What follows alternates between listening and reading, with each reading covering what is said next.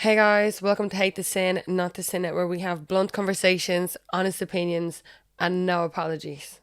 If you like oversharing, trauma dumping, sarcasm, and dark humor, this podcast is for you.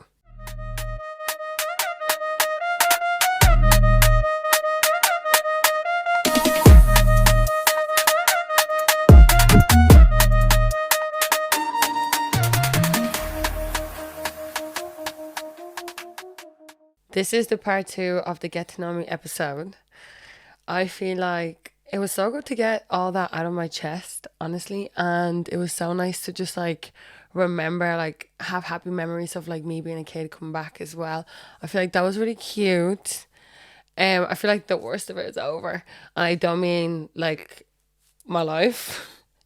I mean recording like this, it's stressful, but I'm so happy that I'm getting it done. That's the main thing. So I think I left it at that I was in college. I left college, I graduated or whatever, and then I had my own apartment, right?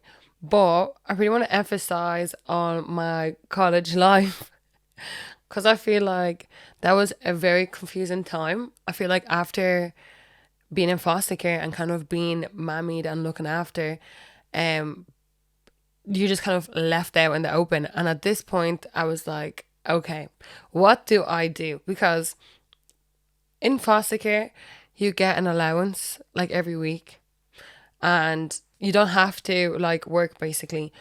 But I just made the most of it, and I was like my social worker was telling me oh, you don't need to work, just focus on your college because obviously if you're not in college then you don't get paid. Do you know what I mean? So he was like, focus on college, make sure you go, you don't have to work. And I was thinking, let me do the maths here. If you are paying me every month or every week, whatever it was, and also I could just sign up to work in between college, why not make the extra money?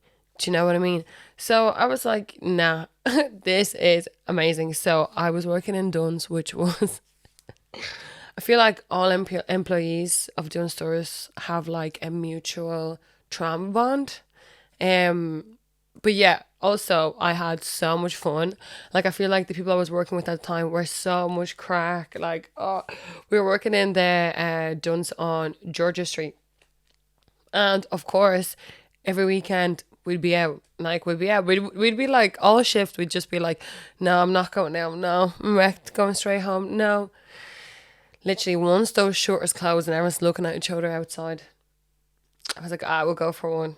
We'll go for one. And yeah, we all just end up getting late, just staying out all night, ended up going to a club or something it was just gas. But yeah, so I was working there and I was going to college. So I'd go to college in the morning, and then I'd finish at 3 or 4, and then I'd run into work. And I'd start around 5, so I'll have a 5 to 10 or 5 to 11. So yeah, I was doing that, working 3 or 4 days a week, which was grand. That was paying me a good bit at the time because I was young enough. I was getting my allowance as well. So I was probably making 500, 600 quid a week, which was unreal.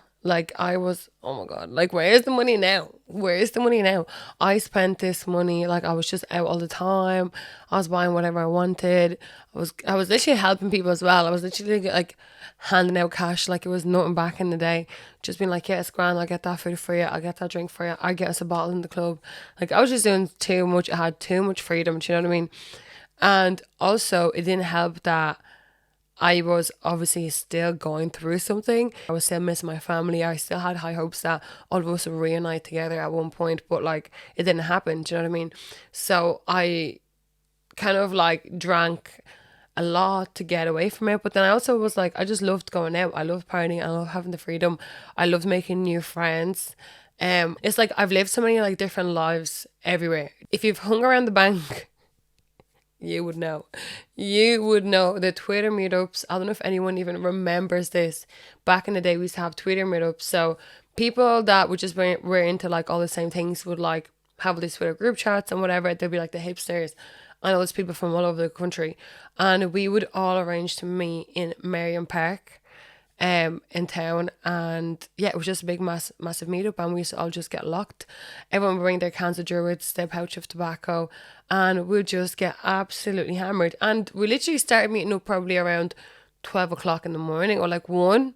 Like, we were there early, dressed, everything, cans in the hand, ready to get lit. And that's how like a lot of people that are doing really well in life, I've actually met them at those Twitter meetups, like, and then it became like a bank thing. And then it used to be like, now I'm so sorry, but I'm just gonna be blunt.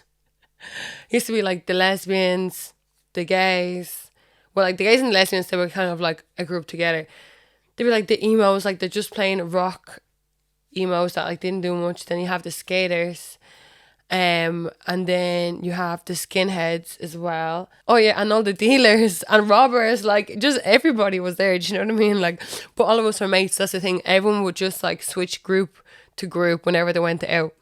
Some people might have been intimidated by other groups of people, but like I was that kind of person that was like floating in between like everyone. Do you know what I mean? I was just like, oh my god, with the lesbians today, with the skinheads tomorrow. Then I'd just be like with the girlos the next day as well, going out to the nightclub, dressing up. Then I was like, I was convinced that I was a skinhead as well. Because like I shaved the sides of my head. I'm listening to ska and that's who I am right now. What? Don't get me wrong, love ska, and like I loved that face, but I was like, how did I just decide to like be that person at that time? There and then I was like, yeah, this is me now. This is my style. Them like weed socks from Tala Vintage that everyone was literally like gagging for. Yeah, I had like 5 pairs. I remember like for my birthday, I actually asked my mom to get me a shirt in Urban Outfitters. And the thing is, this shirt, yeah, I can still have it. But like it was like 50 quid. My mom was like, what are you smoking? I was like, no, I need something from Urban Outfitters right now. Right now. Like right now. Fresh was one of the OG shops to go into and get your hipster clothes. So yeah, I used to love going there. I used to go to these like raves in Bluebell. Well, like went like 3 times, but like I mean they're gone now. They have to be shut down by now. But like they were just intense. Like I just shouldn't have been there. And there was like all different age groups. Now, don't get me wrong, I had a blast. I had a blast. Like core memories being there, honestly. So much fun, but like so dangerous. Like I feel like if I wasn't the person that I am, being able to like, you know, stick up for myself or recognize when something could go a bit, you know, weird or whatever, I'm just like, no, I'm not having it. And I try to remove myself from the situation or try point it out if something's going wrong. But like, you know, some people like, you know, especially under the influence, like you could be easily, you know, persuaded to kind of like keep partying and like take it to the next level, take it to the next level. But yeah, like college time just felt like the absolute best time because I was making a bit of money. I was able to go out, I had my own freedom. And yeah, I just didn't really care about like consequences of anything, to be honest. This is obviously all trying to like escape and escape the fact that my family are broken, and I'm just trying to like fill this void, try to like make my own community, make my own friends, try to fit in, maybe like look for external approval. Do you know what I mean? Because like when you have all this freedom and you're still like hurting inside about like your past, it makes it really difficult to cope and kind of discipline yourself. Like it makes it really difficult to like discipline yourself and tell yourself like, no, you need to do this, you need to stay copped on, you cannot party for 3 days. But yeah, like I mean, looking back at it, I was just like, Jesus Christ, why did I not have other hobbies? Do you know what I mean? Like that's the main thing about all this stuff. Like I did have a blast, I create great memories. I wouldn't really change anything because I feel like I've learned so much. I just feel like if I had my parents around, it would have just pushed me and encouraged me to do better, especially like having all that freedom, having the money that I was making at the time, and like literally still, I think living in student accommodation, I did stay in college. I feel like college was something that was keeping me grounded. Um, like if it's disappointing myself, I could do it any time of the day. But like if it's disappointing someone else, I'm like, oh my God, I can't. I actually can't. So I feel like going to college kind of reminded me like, yeah, make sure you go to class. Like you don't want to waste all this time. You don't want to waste all the like work that you've been putting in this last 3 years or whatever. I'm sorry, but I'm not wasting my life. Like I'm enjoying to the max. I just abused it. Do you know what I mean? 100% abused it. And definitely if you had your parents around, they would just keep you in check. Do you know what I mean? If I was hanging out with wrong people, they'll keep me in check. They'll be like, don't be wasting your time. I definitely feel like I should have been more closer to like my foster family and like my sisters. Like I'm really close with my sisters, but I'm the oldest, so it's just like I didn't want to rely on anybody else. I didn't want to rely on anybody like, you know, giving me the hand up or anything like that. And like I wanted to find out by myself and do it by myself. And just I just had so much resentment about everything that I just said to myself. I'm just not gonna be that close to anyone else. If my own parents are kind of have treated me like this and like hurt me this bad, then I'm not going to let myself love someone else like that ever again, and just wanted to just be super independent. So yeah, I could have been closer to them and they could have probably advised me, but I was just like, no, I'm doing things my way. And I was loving the freedom as anyone would, like any young person would do that. The good part was I was trying to keep myself in check, and my dad also like kept in contact with me and he kept like ringing me, and he would ring me like almost every day. No joke, you know, African parents, they can talk. So he would ring me almost like every day, and always he was like, how is college? Where's your studies? You know, like, what have you been doing? Like, he'd actually keep me in check. So even that little bit, like, kept me sane, if that makes sense. I was like, I'm not dropping out of college because it gives me something good to kind of tell back to my dad and make him like proud of me and stuff like that. So being able to say like, yes, dad, all is good, the grades are good, I'm still in college, and hearing him be proud of me definitely kept me on like a straight line for sure. For sure, for sure.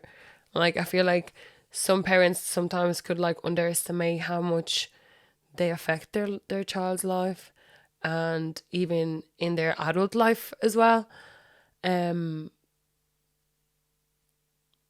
but yeah, at this age you do feel like, oh my God, if I just had kept a straight head through those years, if I just focused on like my hobbies or my passions through those years, I would have been well further in life right now. Just kind of like I would put myself down and stuff like that, like kind of realizing it, because at the time I was like viva la vida loca, and now I'm like trying to think of a mortgage and it's literally stressing me out. Like, so yeah, I definitely feel like if I had my parents around, I would have gotten like a bit more discipline. Do you know what I mean? And yeah, I would have just been more focused. Encouragement is also another one. Like having your parents' encouragement or your family's encouragement is really, really important. Do you know what I mean? Like it's really, really nice to have people supporting you and believing in you, because you're like, okay, if my main circle believes in me, then it's like what actually is stopping me to like achieve whatever I wanted to achieve. Like the rest is noise. Do you know what I mean? Like noise that needs to be just muted.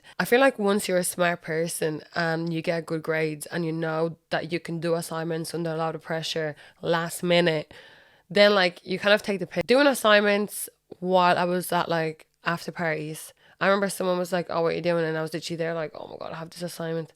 And I was just trying to type it up there and then, because like I knew what I had to write about. It was all in my head already, so I was like, yeah, cool, I'll just like finish it up now so I don't have to stress in the morning. And then someone was like, oh my God, are you doing an assignment on the sesh? And I was like, oh, this is a bit embarrassing, but like, yeah. And they were like, I didn't even know you were in college. I was like, what? Because I went out so much. Like I went to college, like I have a degree. But because I went out so much, people literally believe that I just didn't go to college. I was just out and about. Like these people actually think I'm stupid. What the hell? I don't mean like stupid as in like not good at like you, if you don't go to college you're stupid. I just mean like, oh my God, like they was thinking of me as like this sesh ma that just goes on the sesh and like doesn't have any like ambitions, or like she doesn't have any goals, or she's just doing nothing. Do you get me? Or she's just lazy. I was like, bruh, I'm literally working, going to college, making this bag. And yeah, through that time, I'd obviously keep in contact with my dad. I would also travel to see him. It was so cute. I remember when the first time we actually linked up in Berlin, it was just me and him, and I stayed in this like Airbnb, and he was just so excited for me to be there. We went to like all the shops that you can go to. He brought me to like all these like really cool bars. He brought me around to like all of his friends, and like they have like a really big Nigerian community over in Berlin for sure. He was getting older, so he's just more calmer at the time. He was just more calmer, and yeah, at the same time, like he wasn't in Ireland, so I was doing whatever I was doing, and then just being like, yeah, dad, everything's grand, the grades are good, I'm still in college, yeah, I'll be visiting you soon, da da da da. Meanwhile, I was literally partying every single weekend, the whole weekend, but he didn't know, so I didn't get in trouble. I definitely think like if he was in the country, I would not be doing that. I would not be doing that for sure. For sure. Going out for me was like a way to connect with people, because obviously I was like lacking that connection, or like that parental love, or like that big family kind of feeling. So like I just go out and like make all these friendships, and like try to be there for all these people who like I've barely known, to be honest, and try to help them even though they've like never helped me. And I'm just like, yeah, like I can help you, whatever you need, like you're such a cool person, this and that. And I was just always craving to like create that community for myself. And it was kind of annoying because obviously when you're involved in like drinking and partying, you're not really in the right headspace, and you're not meeting the right people either. So like now I'm thinking like, oh, this guy's my friend, like yeah, this and that, like he's an OG, and like mad respect because what he got was like into the club and like bought his drinks. Do you know what I mean? Like for what? But I was like making those situations like, oh my god, like what an amazing person, like they did this. Meanwhile, it was just after party and everyone's just trying to get with someone else. Do you know what I mean? So yeah, like don't get me wrong, like I obviously took time to like realize that for me. I don't know if I was slow or whatever, but at the start I was like, these are good people, these are my friends, these are gonna have my back. And then they weren't, and they didn't. They just kind of like used me for, I don't know, whatever they needed, attention, someone to pay for things, um, entertainment, party, like drink, whatever. Like I feel like I wasn't the kind of person that, oh yeah, I wasn't easily like used. But then when I'm looking back at like how people were acting with me, definitely was used. Do you know what I mean? And then like there was definitely a weird like everyone would just act like broke. Well, not even act like they were broke. And obviously they would be like, oh, Cindy, can you get that? Oh, can you get the taxis? Can you buy us bottles? This and that. Can I stay in your place? Can we stay in your place? This is that. And me being like a people pleaser and like a seshma, I was like, yeah, of course. Like, yeah, I'll buy the bottle. Yeah, the party must go on. I get it. No worries. Yeah, you just can all stay in my gaff.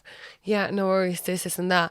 And like, they would never do anything for me. They were literally like using me for whatever they can get out of me, and that's it. Like I wasn't seen as a friend or like a sis or like someone that's helped them or whatever. They probably wouldn't even want me around certain people because they were like, no, we can use her, so we need to keep her in our group or whatever. And like, yeah, like don't get me wrong, I've obviously met like a lot of good friends in between all that, but I definitely got mixed up with like people trying to be friends with me and people just using me as well for a while. And also I was using them, which is the weird part as well, because I was like, yeah, I want to like blow my head up. So I'm going to meet up with you guys and just party in session with you. So it was definitely a weird, toxic alliance on each other. And yeah, definitely not friendship. Like they couldn't care less about my well-being, definitely. But if it was bottles of this, bottles of that, getting in for free, doing them favors or whatever, oh yeah, I'm there. And like I could say no as well. I had no boundaries. I had like zero boundaries. Like, so I literally wouldn't say no to shit. So to round it up, when I left foster care and went into college, and I was living in student accommodation, having all that freedom, getting an allowance, working in Duns, making a good bit of money, I like started to party a lot throughout college, like a lot, like every weekend. Yeah, my mental health was definitely all over the place. I definitely had a lot to heal from, and I was using like partying, going out, staying out all night as like a way of escape because I was still obviously going through all my trauma that I never got therapy for and I never dealt with. Thought I was like on top of the world because I had my own place and was making a bit of money. And I started to make loads of new friends because I was outside all the time and I got invited to more things being more outside. And thinking that, oh yeah, like I'm actually doing good for myself.